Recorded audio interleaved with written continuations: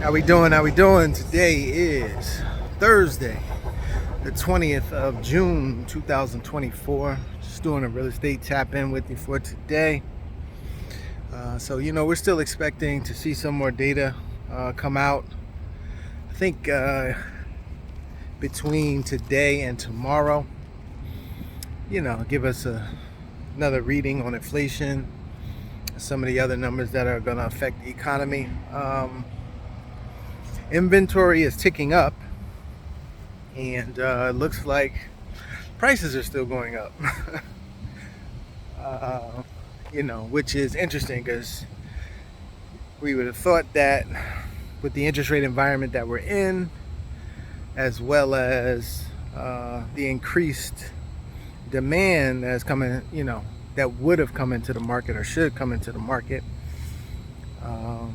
we might see prices change a little bit, maybe flatten out or slightly come down. But I just think that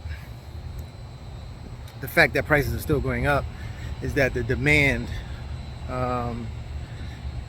hasn't caught up to, hasn't increased a whole lot, and maybe is declining right now. And that these are for, again, people who institutional type of buyers that go to mortgage companies and different financing institutions and get approved and things like that. So sometimes they're getting denied, maybe they are just sitting on the sidelines, so to speak. So prices are continuing to go up. So we're in that bubble, and at some point the air will come out of the bubble.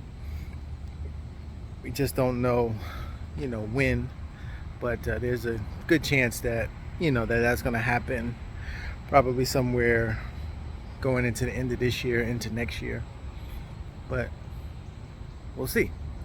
So I'm going to continue to talk about the pros of seller financing. I did 5 yesterday. If you want, you can always go back to yesterday's post, either on Instagram at Abundant Capital Group, or go to my YouTube channel, Abundant Capital Group. You'll see yesterday's video. So I did the first 5. I'm going to do the next 5 of the pros for seller financing. So there's fewer costs. A lot of times some buyers are not able to continue to move forward with purchasing a home because of all the fees, junk fees and PMI and everything that gets added onto a loan. Because you have one rate when you get a loan, and then you have what's called the APR rate, and that includes like all the fees and additional costs that go, and then that can go up, half a point, something like that, and that makes a big difference in the interest rate, and then may knock a person out for being qualified. So if you're offering seller financing, you don't have, the buyer doesn't have those types of fees, additional fees that they need to pay. For the seller, you can get interest income. When you look at a sales price and then you look at collecting payments over time, you would have gotten 2 to 3 times most likely, or more, of what you were asking for the property if you do seller financing, because you're getting interest on that, and a lot of the interest is paid in the early years, and people don't get to the principal until maybe at least 7 or more years down the line when you start paying more of the principal off. So when you look at the total payments collected over a certain portion of time, let's just say 10 years, 15 years, something like that, and then you add up all the payments that you've collected during that time, plus what that unpaid balance would be, on what the person still owes you because they're paying it off over time. When you take those two numbers, you could 3x, in some instances 4x, what you were asking for the property originally. And a lot of times when it's written correctly, you are writing it at an interest rate above what is offered with the commercial lenders and things like that, and then you're actually beating inflation as well. So that interest income is a big deal.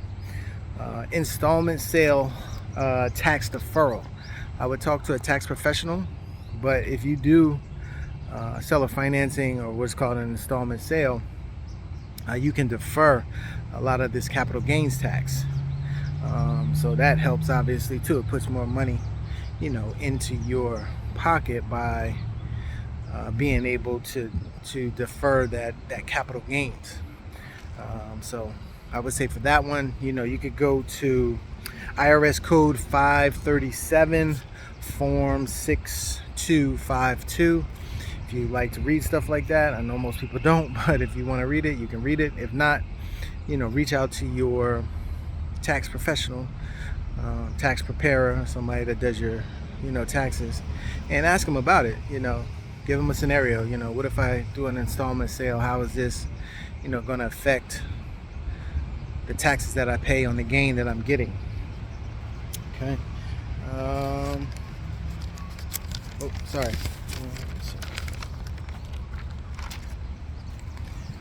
You have a secure asset. If anything does go wrong during an installment sale, you can always get the property back, and then you can go ahead and resell it this way.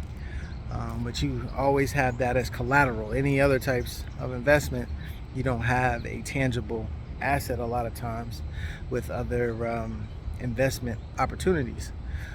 So that protects you. That's your security, is the property itself. You can always get it back and then be able to outright sell it at another time if you want to do that, or be able to put somebody else in the property and take payments from them, get a significant down payment, collect monthly payments, and then again be owed money in the future.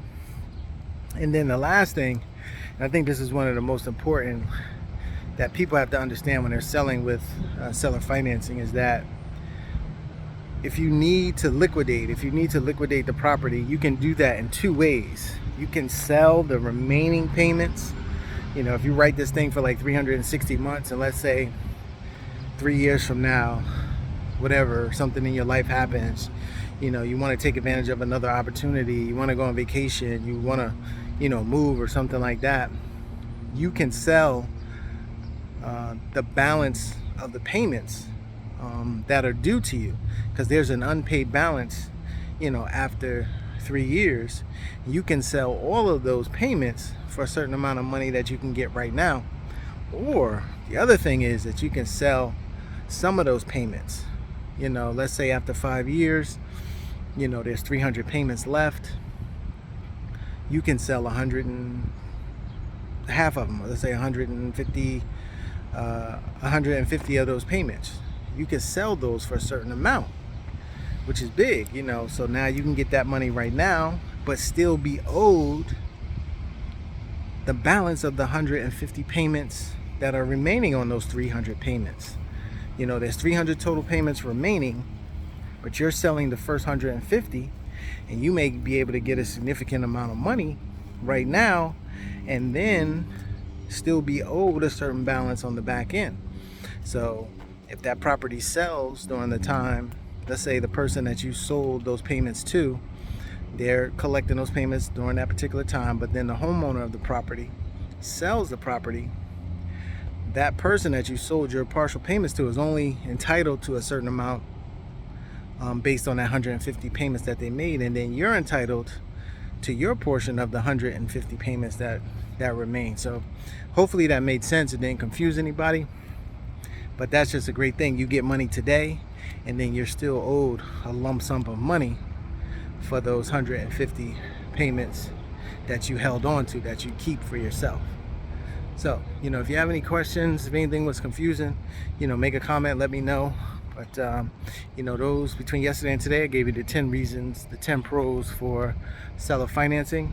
Tomorrow we'll talk about the cons and see if see what those are, and see if there's big risk out there based on the cons. All right, I'll talk to you soon. Have a great day.